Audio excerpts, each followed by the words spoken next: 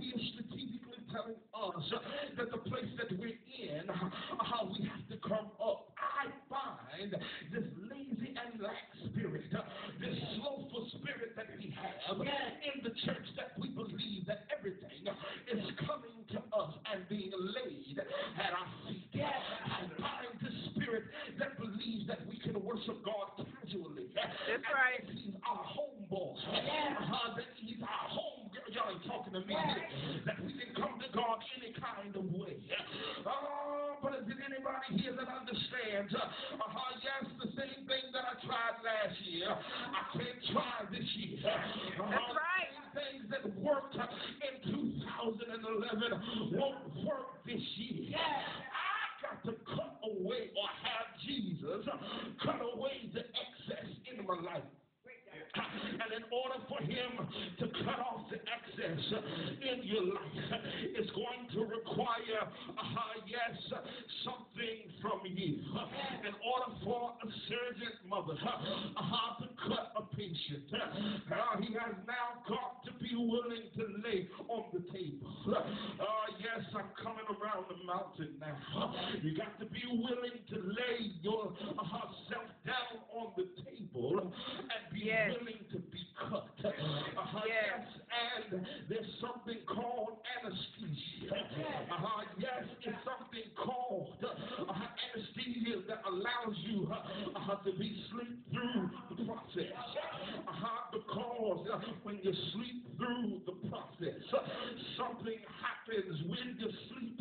You don't feel the pain. And I want to tell at least two people in here, God says that I'm getting ready to cut away the excess in your life, and you're not even going to feel the effect of what I'm getting ready to do in your life.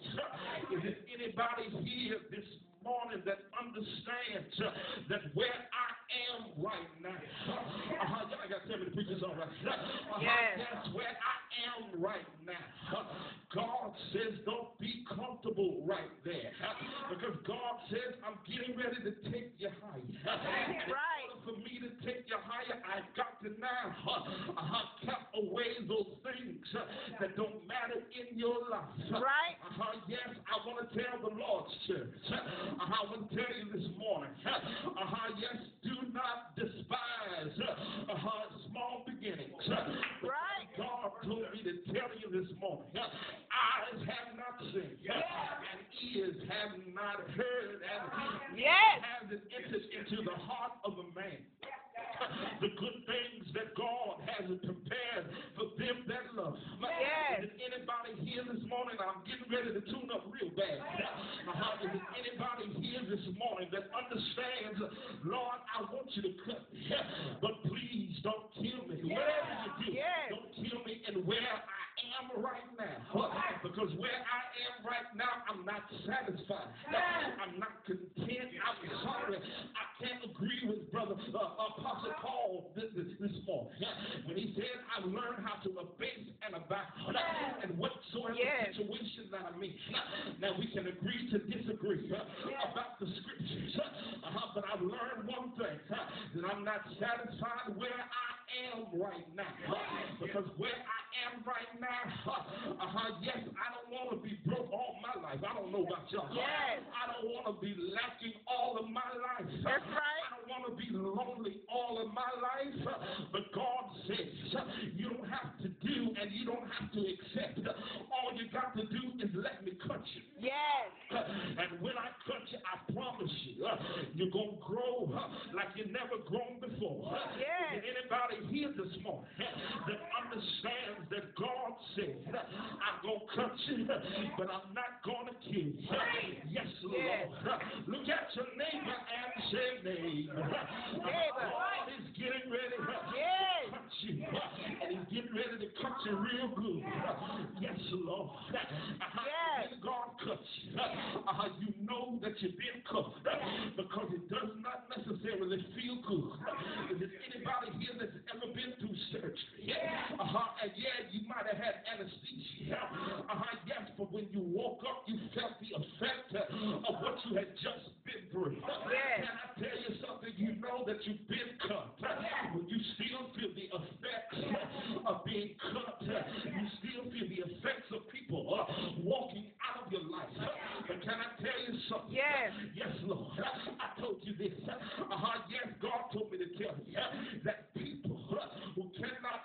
your future. God said, I had to cut them out of your life. That's right. People who talked behind your back is only an indication. If they talk behind your back, that means you're so far in front of them. God help me. Yes. That all you got is your back. I have to talk about. Look at your neighbor and say, neighbor, I don't know how you feel. Y'all ain't preaching with me this morning. It's all right. I don't know how you feel about it this morning. But God told me to tell you, let me cut you. Because if I cut you, I promise you I won't kill you. If I cut you, I promise you that I'm getting ready to take you higher. I don't know how you feel about it this morning, but God told me to tell you that I'm getting ready to take you higher. Yes, I'm getting ready to take you higher in the Lord. Because I heard the old songwriter said there is no secret to what God can do. What he's done for others, he'll do for you. That's right. His arms wide open, he'll pardon you. But there is no secret. What God can do. Just give me at least 5 more minutes to preach to myself and make myself a little bit happy. Because y'all ain't here with me. Tell your neighbor, say, neighbor, please don't get used to seeing me. Don't get used to seeing me. Looking like this. Please don't get used to seeing me. Driving what I drive. That's right. Don't get used to seeing me. Living where I live. Because God said I'm getting ready to cut you. Yes. I'm getting ready to cut you. I'm getting ready to increase you. I'm getting ready to pull things back. Yes. I'm getting ready. When God now cuts your money, it's an indication that he's getting ready to give you a little bit more. When God cuts your relationship, God says, I'm getting ready to put people in your life that really matter. God That's said, right. When I cut you, I'm not there to kill you, but I'm designing you to be better. Look at your neighbor and say, neighbor, you're getting ready to enter into a season called better. Yes. Lord, so the Bible says that now he tells them, if you abide in me. See, that's the problem that we are now facing in the body of Christ. That yes, people want to abide in churches and abide in position and abide in giftings, but we don't want to abide in God. Because to abide in God means one thing, things that I used to do. I can't do no more. And places that I used to go, I can't go no more. Yes, God says I'm getting ready to change every facet of your life. Preach, Negro. Thank you. I plan to. So the Bible says that now Jesus says, he says all this. And the way you know that he says it is because it's all in red. Yes, Lord, and all the way that you're going to do anything and get anywhere in God. Let me preach to you. The only way that you're going to get anything from God. You got to know that I'm under the blood. That's right. About that what can wash away my sins. Nothing but the blood of Jesus. I hear you, Holy Ghost. The Holy Ghost said, I'm going to pay you for this message later. Thank you. Yes, Lord. Look at your neighbor and say, neighbor. I know how you feel about it. This morning, February the 26th, God told me to tell you that where you are right now, don't get used to seeing me. Yes, in the situation that I'm in, because where I'm in, I'm not going to be comfortable. Because God is requiring me, to do something that I never did. God is requiring me to do something that I've never done. And now God says, you're getting ready to now stretch forth your wings like an eagle. And can I tell you a little bit about an eagle? Then I'm getting ready to close. An eagle does not flap his wings. But an eagle will go to the highest point of the mountain and now throw himself and let the wind carry him. Lord have mercy. God says don't worry about a contrary wind, because the contrary wind is only to cause you to soar. Jesus had a contrary wind in his life. Yes, Lord. He had a contrary wind, and it looked like it was to opposite. But this contrary contrary wind took him in the direction that he needed to go. I don't know what you're going through this morning, but God told me to tell you, whatever you're going through, learn how to spread your wings and soar. Because God says, I'm getting ready to call you to take wings like a morning. I'm ready to call you to soar in the midst of your haters. I'm getting ready to call you to soar in the midst of your family members. I'm getting ready to call you to soar, but you got to believe that when I jump off this cliff, that God, you going to carry me. God, you going to catch me. I heard Peter say, Lord, I was walking on the water. And when I was walking on the water, when I took my eyes off you, I began to sink. But here's the revelation out of that whole text, is that Peter did walk on water. God says that you will walk on some situations that in other circumstances will cause you to sink. But God says you'll walk on them and you won't sink. That the steps of a good man are ordered by the Lord. Everybody here that knows what I'm talking about. Take a break and say, Lord. So the Bible lets us know here. Yes, there's something about this vine that you got to understand, that the vine has the nutrition in it. The vine has everything in it if you stay connected. I'm not telling you to stay connected. Yes, to your leader. I'm not telling you to do all that. Yes, I'm telling you to stay connected to God. Why are you telling us not to stay connected to you? You are spiritual father. We need to stay connected to you, because if you stay connected to me, to the Lord, yes, you'll learn and you'll become contaminated with unnecessary fleshly things. What are you saying, preacher? When a child is born out of the womb, yes, he is attached to his mother in the womb from her umbilical cord. But yes, when she gives birth, the cord is now cut, because you don't need the cord anymore. I want to tell you this. God says, I'm cutting the cord, because you don't need the cord anymore. You don't need certain people in your life. I feel like preaching.